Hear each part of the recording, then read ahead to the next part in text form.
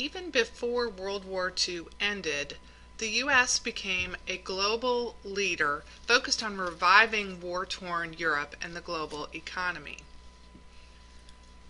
The Allied nations met in New Hampshire to create a World Bank and other financial institutions designed to increase financial stability.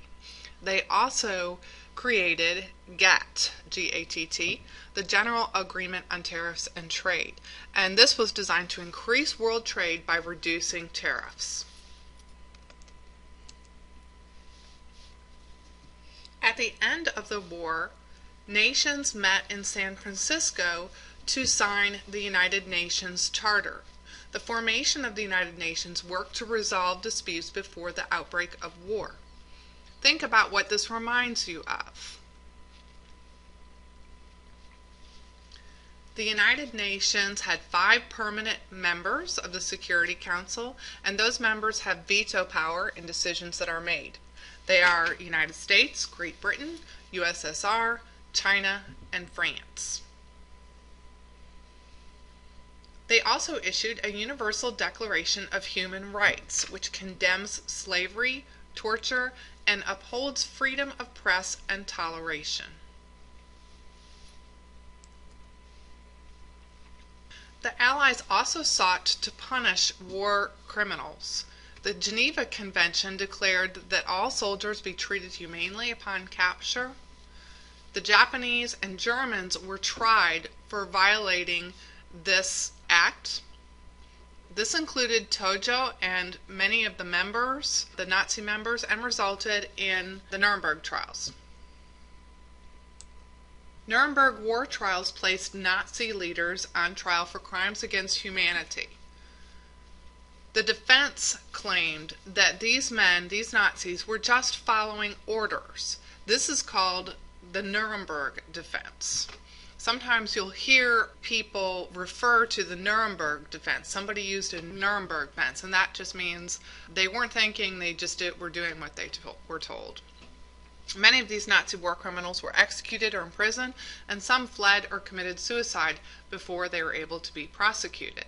And just a couple of years ago, they found one of the Nazi war criminals who had fled Canada, and then prior to that, they found one in South America. And you know, these men are extremely old at this point, but the issue comes up again about whether they should be tried for the crimes they committed.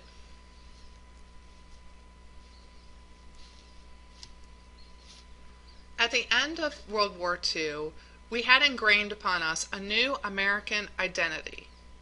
Because of the Holocaust, because of our dislike of tyranny, we became to represent democracy, tolerance of others, and peace. As a nation, we were considered the keepers and protectors of these ideals. We were seen as a nation who was tolerant.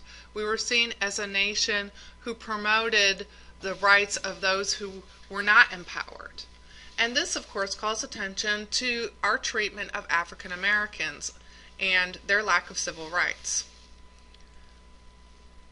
Many African Americans served in World War II, and now that the U.S. has shown to be a supporter of people who are not empowered, the whole effort to draw attention again to the African American movement comes up.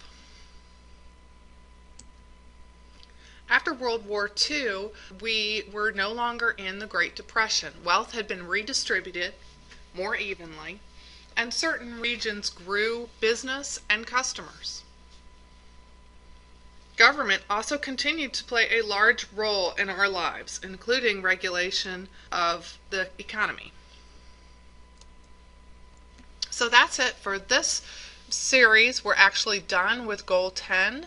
We'll discuss it in class, and I look forward to seeing you then.